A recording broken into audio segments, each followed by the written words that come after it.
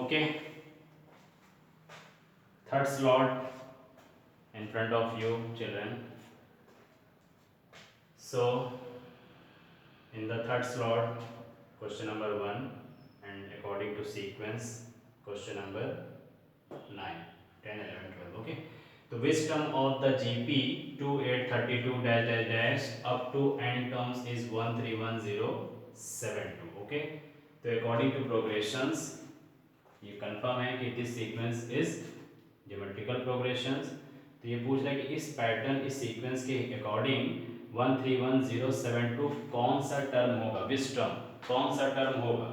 तो हम यहाँ पर सपोज कर लेते हैं, लेट रिक्वायर्ड टर्म्स। तो हम लोग क्या करेंगे, इसको रिक्वायर्ड टर्म्स का मतलब इसको directly a n is equal to 131072 suppose कर लेते हैं। तो रिक्वायर्ड टर्म हमारा ये हो जाएगा, and according to progression a यानी first term is 2 and in the GP common ratio 8/2 means 4। तो what is the general terms of an GP. तो general terms of an GP, general terms of a GP a n is equal to a r to the power n minus 1. Okay, so here a n 131072 is equal to a 2 into and r 4 to the power n minus 1. So finally क्या करते हैं, directly parallel cancel कर देते हैं, 2 1 जा 2, 2 6 जा 12, 11, 2 5 10, again 10, 2 5 10, 2 3 6, 2 6 12. So 6 5 5 3 6 is equal to 4 to the power n minus 1. तो 6 5 5 3 6 का जब प्राइम फैक्टराइजेशन निकालेंगे तो ये हमारी वैल्यूज कन्वर्ट होगी बेस 4 के बेस में, 4 टू द पावर, वैल्यूज आपकी बनेगी 4 to the power 8 is equal to 4 to the power n minus 1। जब बेस कॉमन हो जाएगा तो पावर टैली हो जाएगी, तो 8 is equal to n minus 1, then n is equal to what, 8 plus 1 means 9th term. therefore according to the progressions 9th terms will be 131072. Okay, this is the answer. And again find the 10th and nth term of a GP. Very simple. Again general terms of a GP is a n is equal to a r to the power n minus 1. So here first term means a is equal to 5 and common ratio 25/5 means again 5. तो हमें क्या निकालना है, 10th terms निकालना है। तो directly हम क्या अप्लाई करते हैं, a10 a is equal to 5, r is equal to again 5 and n minus 1 का मतलब वैल्यूज क्या हो जाएगी हमारे पास, नंबर ऑफ टर्म्स 10 माइनस 1 तो 10 माइनस 1 का मतलब हो जाएगा 9। तो 5 टू द पावर 1 अंडरस्टूड है, दोनों का बेस सेम है, जब बेस सेम होगा तो पावर ऐड हो जाएगी, 5 to the power 10 answer. And अब क्या है, nth terms. So a nth is equal to what, first term 5, common ratio again 5 and number of terms क्या होगा, n माइनस 1।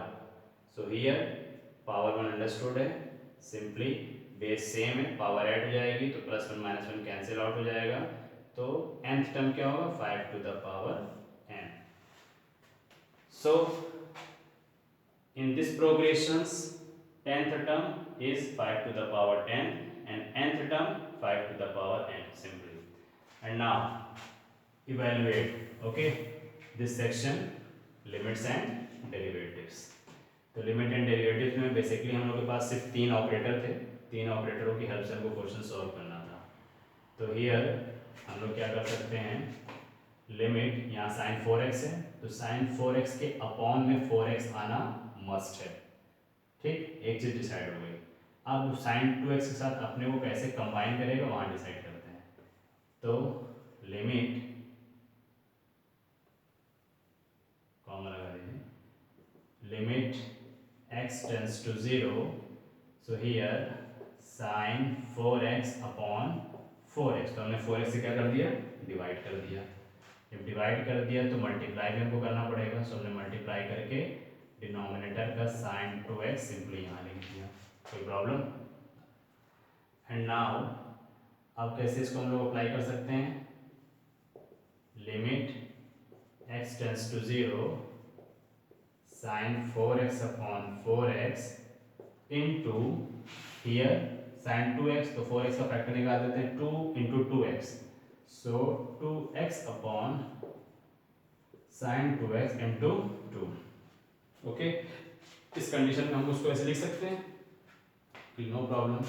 अब ये हमारे लिए कांस्टेंट की वैल्यू करेगी, इसको हम लोग डायरेक्टली लिमिट के आउट फॉर्म में लिख देंगे। तो 2 limit x tends to 0 here sine 4x upon 4x।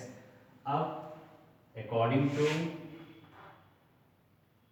Condition and according to formula 2x upon sine 2x is not a proper way. क्या होना चाहिए, साइन 2x अपॉन 2x। तो ये चीज़ें इनटू में है, तो इसको हम रेसिप्रोकल करने के लिए क्या कर सकते हैं, डिवाइड का साइन लगा सकते हैं। जैसे डिवाइड का साइन लगाएंगे तो कंडीशन क्या हो जाएगी, sign 2x upon 2x। Okay, तो हम लिमिट मल्टीपल फॉर्म में नहीं कर सकते हैं, लेकिन हम डिवाइड फॉर्म में हम लिमिट मल्टीपल फॉर्म में भी कर सकते हैं। हम लिमिट यहाँ भी डायरेक्ट लगा सकते हैं, बट ये वैल्यूज हमारी 0 हो जाएगी, तो होल कंडीशन 0 हो जाएगी। तो इस तरीके से हम इसको sign 2x upon sine 2x को साइन 2x अपॉन 2x करने के लिए इस इंटू को मल्टीपल साइन में हमने चूज किया। तो बेनिफिशियल क्या होगी, लिमिट अब इस पर अप्लाई होगी तो इसकी वैल्यूज क्या हो जाएगी, 1। Okay, so here 2